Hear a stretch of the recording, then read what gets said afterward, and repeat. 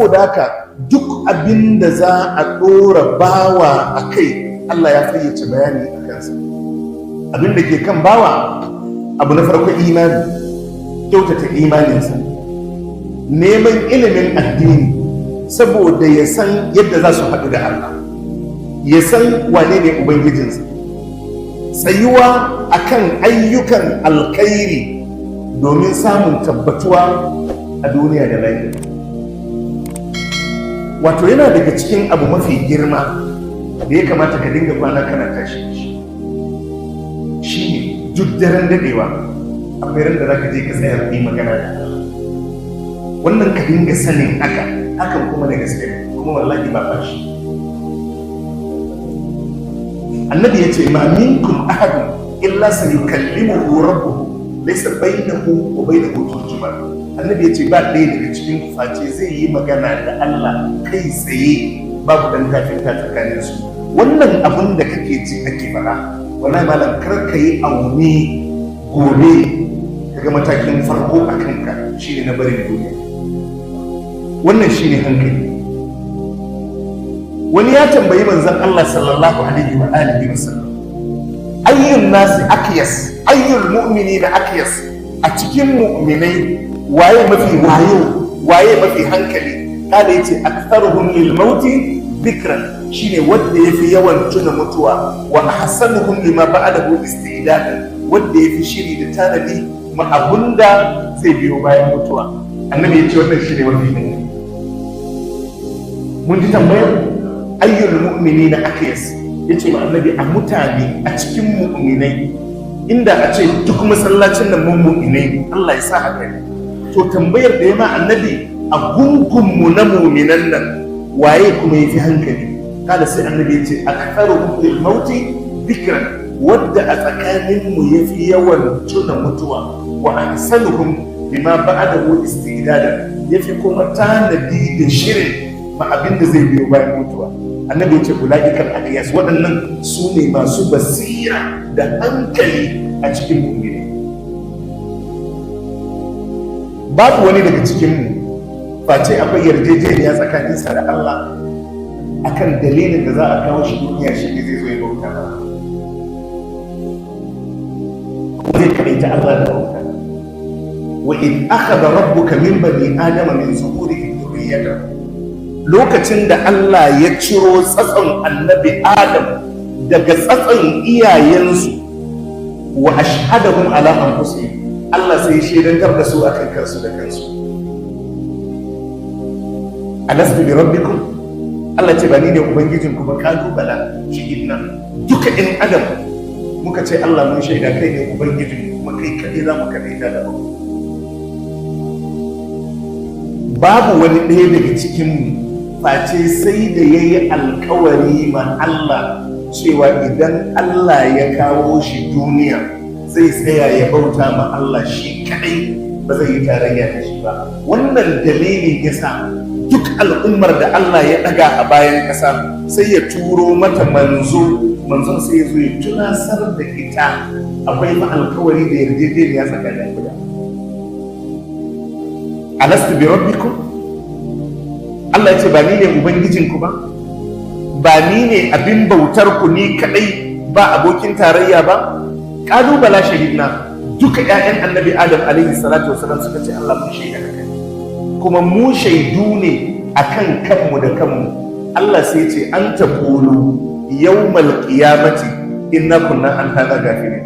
Allah ya ce to na kafa ku ne shaida akan kanku da kanku don kar mu haɗu da ku ranar alkiyama. Allah ya ce ku ce mini kun manta ko kun gafala kun rabkana, wani abu ya ɗauki hankalin. Allah ce kar mu haɗu da ku ce kun rabkana. Wa id akada rabbuka min bani adama min zuhurihim dhurriyyatahum wa ashhadahum ala anfusihim. Allah sai ya sanya ƴan adam su zama shaida akan kansu da kansu. Bai ce mala'iku ku zama mun shaida ba, bai ce aljanu ku zama shaida ba, bai saka wani jinsi su zama shaida akan ƴan adam ba. Allah ya ce ma ƴan adam ku zama mun shaidu akan kanku da kanku. Kalubala shahidna, duka muka ce Allah mun shaida. Allah sai ce an taqulu yawmal qiyama bi ma'ana li Allah taqulu yawmal qiyamati inna kunna an hadha gafilin. Allah ce to kar mu haɗu da ku ranar alkiyama ku ce kun rafkana ko kun gafala daga wannan alkawari da yarjejeniya. A wani waje Allah ya ce wa malakum la tu'minuna billahi, me ke gare ku, ma'ana me yasa ne ku ba za ku yi imani da Allah ba. War rasulu yad'ukum li tu'minu bi rabbikum, bayan ga manzon Allah sallallahu alaihi wa alihi wa sallam yana kiran ku zuwa ga ku yi imani da ubangijinku, sai Allah ya ce wa qad akhadha mithaqakum, alhalin Allah ya rike alkawarin ku, kun yi yarjejeniya da shi za ku tsayu akan kadaita shi da bauta. Wafkuru ni'matallahi alaikum, Allah ya ce ku tuna ni'imomin da Allah ya muku, sai ya ce wa mithaqakum alladhi wafaqakum bihi, da alkawari da yarjejeniya da ya kulla da ku. Wannan abu ne na farko da Allah zai fara tambayan ka a ranar alkiyama. Shin ka san dalilin da yasa na kawo ka duniya? Kai da kanka zaka ce Allah na sani. Me ya kawo ka duniya? Zaka ce Allah na zo ne in kaɗaita ka da bauta. Sai ya kididdige maka shekarun da ya baka. La tazulu qadamaka min adam yawmal qiyamati min indi rabbih hatta yus'ala an khamsin an umrihi fi ma abnahu. Idan shekara 60 Allah ya baka, sai ce maka to shekara 60 da na baka nan me kai ta yi a duniya har suka kare? Ba wadda ba zai lissafa abin da ya yi a shekarunsa. Idan shekara 70 ne, idan shekara 100 ne, Allah zai ce na baka shekara kaza da watanni kaza da kwanaki kaza. Allah zai ce ka yi mishi bayani waɗannan shekaru me ka yi ta yi har suka kare a rayuwar duniya. Kai da kanka da kai kansa. Shi dai ga abin da ya kawo ka duniya don shi. Saboda haka duk abin da kake yi a rayuwar duniya ribar kafa ne. Ofis ɗinka ribar kafa ce, kasuwanka ribar kafa ne, nomanka da kiwonka ribar kafa ne. Duk abin da ka gani a duniya ribar kafa ne, amma dalilin ka zuwa duniya wallahi ba ka yi. Idan kuma ka gabatar da wani abu a duniya akan addini, wallahi za ka yi nadamar ranar alkiyama. Za ka yi nadamar ranar alkiyama. Kamar ɗalibi ne ya tafi jami'a a wata ƙasa ko a wata jiha. Sau da yawa idan ka je jami'a a wata ƙasa za ka samu ƙungiyar ɗalibai 'yan ƙasar ko ƙungiyar ɗalibai 'yan jihar ku. To ka kaddar sai ka shiga hidiman wannan ɗaliban. Duk ɗan Najeriya in bayi da lafiya, kai ne za ka yi ta struggling, yaya za a yi a yi jinyansa, yaya za a yi a dawo da shi gida, yaya za a yi a yi sosin kuɗi, a yi abu kaza, a yi abu kaza. In ya samu matsala da jarrabawansa, kai ne mai shiga da fita a warware wannan matsala. Duk wannan hidima da ka ɗauka ba ruwan jami'a, in ba ka yi abin da ya dace ba koran karatu. Ba za ta kalli ai gashi kana hidima wa ɗalibai ba. Me yasa? Saboda ba wannan ne ya kawo ka jami'a ba. Aikin alkhairi ne, aikin alkhairi ne, amma ba abin da ya kawo ka ba kenan. Saboda haka idan karatunka bai yi kyau ba, ba ruwanta da kai ne taimakon ɗalibai. Idan kuma ka je baka taimaki kowane ɗalibi ba, sai kuma ka yi abin da ya dace na karatunka, za ka fita da sakamako ne. To abu na farko, Allah ya ce alladina yufuna bi ahdillahi, su ne waɗanda suke cika alƙawarin Allah. Wannan alƙawari mun yi ma Allah cewa za mu kaɗaita shi da bauta shi kaɗai. Wa ma khalaqatul jinna wal insa illa liya'budun.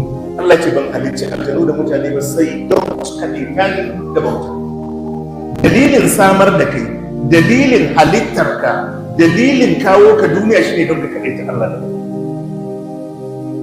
Saboda haka a wajen Allah addini shine lamba ɗaya.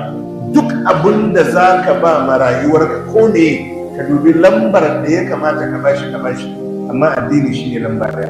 In ka sa addini a lamba na biyu, wallahi ka faɗi. Ka faɗi. Saboda haka sifar masu hankali na farko shine allazina yufuna bi ahdillahi.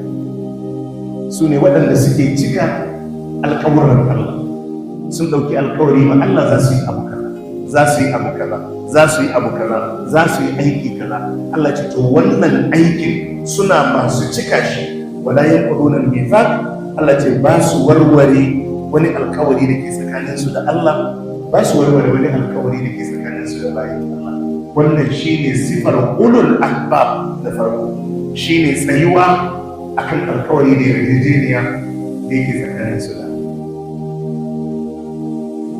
Na biyu Allah ya ce wallazina yasiluna ma amara Allah bihi an yusal, kuma su ne suke sadar da abin da Allah ya yi umarni a sadar da shi na zumunci, sadakoki, salloli ne, ayyukan alkhairi ne. wallazina yasiluna ma amara Allah bihi an yusal, Allah ce suna sadar da abin da Allah ya yi umarni a sadar da shi.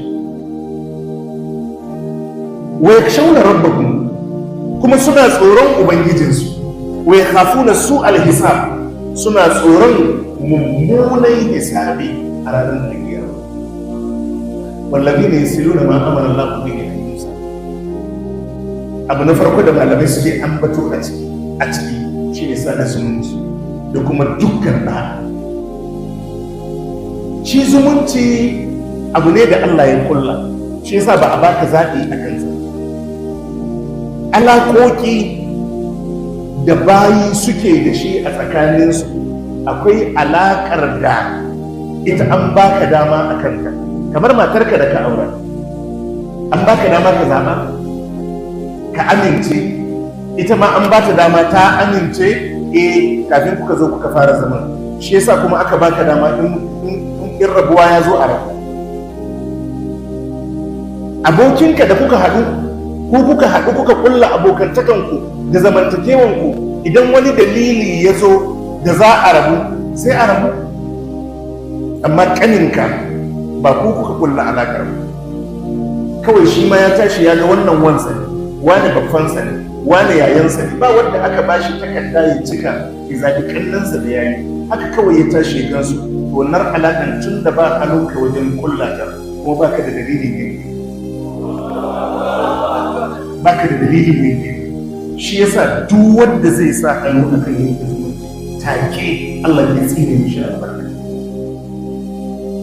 Yana daga cikin ayoyin gaba, wallazina yaqta'una ma amara Allah bihi an yusala wa yufsiduna fil ardi, waɗanda suke yanke abinda Allah yayi umarni a sadar zumuncinka. Allah ce ulaika lahumul la'natu, la'ana Allah ta tabbata a kansu. A suratul Muhammad Allah yake cewa afa asaytum in tawallaytum an tufsidu fil ardi wa tuqatti'u arhamakum. Allah ce ulaika alladhina la'anahumullah fa asammakum wa a'ama absar. Duk wani yunkuri da zaka yi in yana alaka da yanke zumunci kai tsaye, Allah ke tsinuwa a kansa, saboda shi alaka ce da Allah da kansa ya hada. Ai yanzu a gidanku akwai danginku da ƴan uwanka, ni ma akwai dangina da ƴan uwana. Me yasa ban fito a cikin familin ku ba? Me yasa akwai hikima ko babu? Akwai. So babu dama inda ka samu kankan kuma ka ce wannan alaƙan kai baka yarda da ita ba. To yana daga cikin abu na farko da yake shiga wallazina yasiluna ma amara Allah bihi an yusal, masu sadar da abin da Allah ya ce a sadar. Zumunci yana daga cikin mafi tsadar abin da mai hankali ke sadar da shi. Kawai ka kalli wannan kanin kan Allah ne ya haɗa da shi, ba kai ka zaɓa ba. Akwai hikima a ciki ko babu? Akwai hikima. Wannan kanin mahaifinka ne, wannan ɗan kanin mahaifinka ne, wannan wa ko kanin mahaifiyarka ne, haka kawai kawai gari ka gansu. Wannan alaƙar ga mai hankali bai kamata ya ce zai yi faɗa da ita ba. Me yasa? Saboda shi ma haka ya ganta. Saboda ka za ka mu'amalance su, za ka sadar da zumuncinka da 'yan uwanka gwargwadon yadda shari'a ta dora ka kai, abinda kuma ya zo maka sun kai haka kai. kai haƙuri, kai haƙuri. Tsari da Allah ya ba mu rayuwa da yawa mutane suna wahalar da kansu akan abinda ba shi ya kamata a ce sun wahalar da kansu.